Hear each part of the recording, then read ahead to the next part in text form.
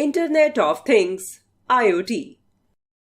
Internet of Things (IoT) describes the network of physical devices that have unique identifiers (UIDs) and are capable of communicating with other devices over the network. This technology can transfer data over a network without any human intervention. The devices can be your smartphones, refrigerators, televisions, washing machines, sensors, wearable devices, etc.